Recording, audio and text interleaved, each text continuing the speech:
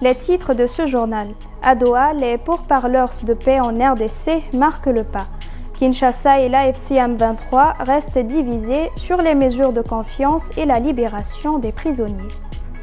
Et puis Lisbonne en deuil après le déraillement du funiculaire de la Gloria. Au moins 15 morts et 18 blessés, le Portugal décrète un jour de deuil national.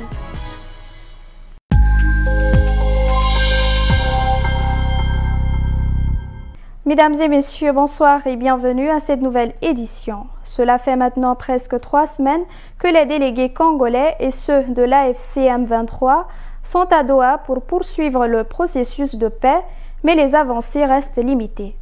Aucun débat de fond n'a encore eu lieu selon nos informations. Les deux camps restent bloqués sur les mesures dites de confiance, notamment la question sensible de la libération des prisonniers. Pourquoi ce blocage persiste-t-il et où en est-on exactement? Le premier problème, c'est la méfiance. Ces derniers jours, les sorties médiatiques assez virulentes des deux camps n'ont pas aidé à créer un climat de confiance. Ensuite, il y a un aspect technique, expliquent les autorités congolaises. L'AFC M23 parle d'au moins 700 personnes arrêtées par Kinshasa. Il faut établir des listes, les certifier, les vérifier et obtenir l'accord de tous les camps. Pour cela, le CICR a été sollicité comme intermédiaire neutre pour faciliter ce travail. Selon Jackman Chabani, vice-premier ministre congolais chargé de l'Intérieur, il y a le CICR et il y a la loi. C'est un travail de fond mené par différentes institutions pour répondre à la procédure qui va être mise en œuvre, a-t-il dit. Le vice-premier ministre ne s'est cependant pas avancé sur la date exacte de ces libérations. Autre sujet en discussion, la libération des prisonniers du camp gouvernemental, surtout des militaires. Ceux qui s'étaient cantonnés au quartier général de la MONUSCO avaient été acheminés de Goma à Kinshasa grâce au CICR en avril. Mais selon des sources gouvernementales en janvier et février, environ 1500 militaires ont été envoyés par l'AFC M23 au camp militaire de Rumangabo, près de Goma, pour reconditionnement, et plus de 300 membres de la garde républicaine ont été faits prisonniers. C'est justement autour de ces points que toutes les parties doivent trouver un accord avant d'aller plus loin. En Centrafrique, après des mois d'atermoiement, le gouvernement et l'opposition ont acté mardi 2 septembre l'ouverture d'un dialogue politique à quelques mois des élections générales du 28 décembre. La rencontre entre le Premier ministre Félix Moloua et les dirigeants de la plateforme du bloc républicain pour la défense de la Constitution a donné l'image d'une décrispation. Mais si l'atmosphère a changé, sur le fond, rien n'a été annoncé et les discussions ne font que débuter. Pour le gouvernement centrafricain, la balle est désormais dans le camp de l'opposition. C'est au BRDC de nous faire ses propositions. Nous les attendons et nous verrons quelles thématiques ils souhaitent aborder, explique son porte-parole. Le ministre Maxime Balalou ne veut pas présager du fond des tractations. Il préfère souligner la décrispation fraternelle et un climat de confiance pour le pays. Pour lui, le dialogue politique doit être direct sous l'observation de la communauté catholique Sant'Egidio qui participe aux échanges. Au sein du BRDC, pas de communication officielle pour le moment et des réunions de travail se tiennent pour formaliser les doléances de la plateforme. Elles seront remises à Ernest Mada, le ministre secrétaire général du gouvernement. Après des mois à demander ce dialogue, les principales demandes ne devraient pas varier. Réforme de l'autorité électorale et du Conseil constitutionnel, modification de certaines dispositions du code électoral et inclusivité des élections. Le BRDC dénonce en premier lieu les conditions d'origine et de nationalité très restrictives de la Constitution de 2023, mais les opposants restent prudents. Ils veulent des facilitateurs et des garants pour s'assurer que les engagements seront tenus. Ils se satisfait néanmoins de l'ouverture d'une fenêtre d'opportunité qu'ils expliquent, par la pression des bailleurs de fonds, selon eux, de financer la quadruple scrutin du 28 décembre. De son côté, la mission de l'ONU, la MINUSCA, a salué, mercredi 3 septembre, un développement positif et confirmé son soutien multiforme au processus électoral. Après la baisse drastique de l'aide au développement américaine, la baisse des aides aux opérations de maintien de la paix inquiète l'ONU. Donald Trump a annulé la semaine dernière 4,9 milliards de dollars d'aides étrangères qui avaient pourtant été validées par le Congrès. Parmi ces aides, 800 millions devaient financer les opérations de maintien de la paix dans le monde, dont la moitié sont menées sur le continent africain. Selon l'ONU, cela peut compromettre la sécurité des civils, en particulier au Soudan du Sud et en RDC. Aux États-Unis, l'administration Trump critique sévèrement les opérations de maintien de la paix. Dans sa note au Congrès, elle pointe les échecs des missions au Mali, en RDC et en République centrafricaine. Elle mentionne les milliards de dollars dépensés, dénonce d'importants systèmes de corruption et fait état de gaspillage, également des cas d'exploitation et d'abus sexuels en RDC et en Centrafrique.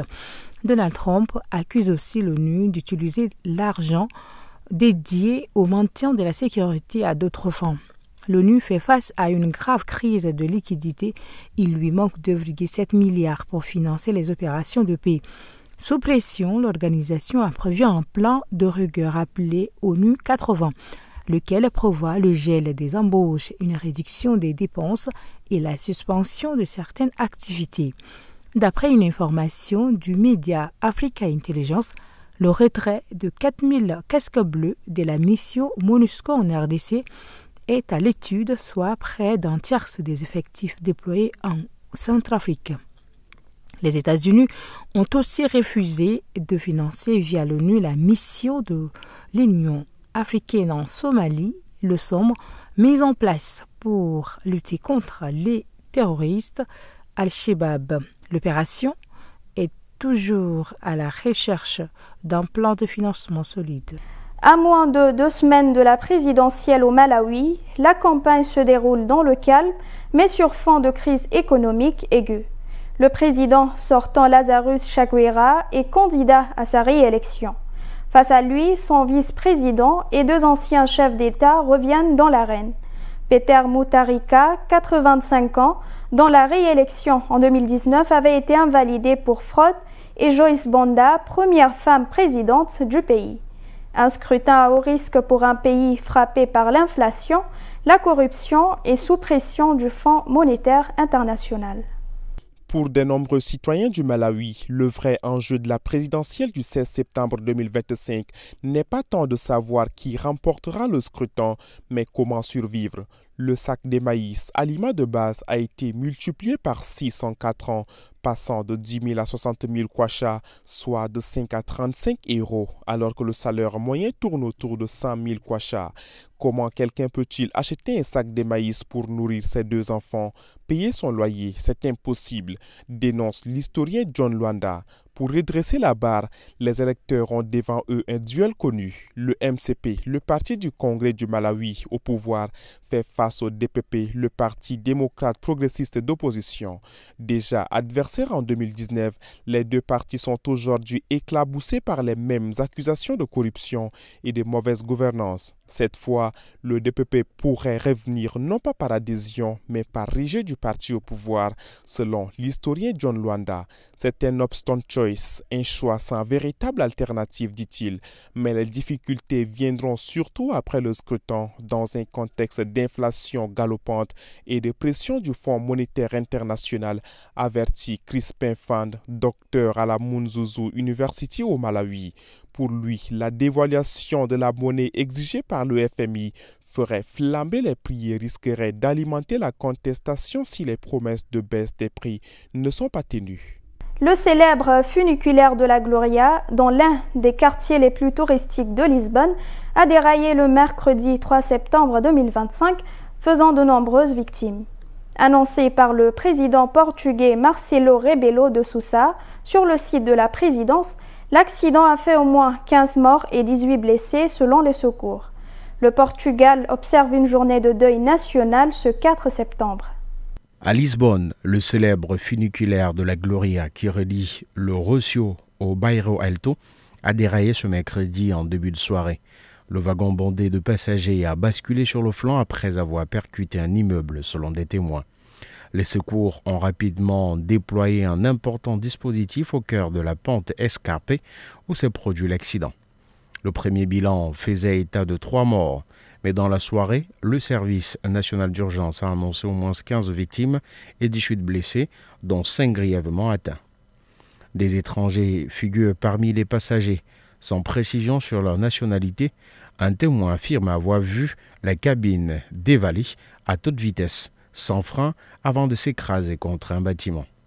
L'entreprise publique Caris, qui exploite le funiculaire, assure avoir respecté tous les protocoles d'entretien confiés à un prestataire externe depuis 14 ans. Une enquête judiciaire est ouverte pour déterminer les causes du drame. Le président du Portugal, Marcelo Rebelo de Sousa, parle d'un accident profondément déplorable, tandis que le maire de Lisbonne évoque une tragédie sans précédent. Le gouvernement a décrété une journée de deuil national jeudi. Les condoléances affluent. La présidente de la Commission européenne, Ursula von der Leyen, s'est dite consternée, tout comme de nombreux responsables portugais. Symbole touristique de la capitale portugaise, le funiculaire de la Gloria devient aujourd'hui le théâtre d'une catastrophe qui a endeuillé tout un pays.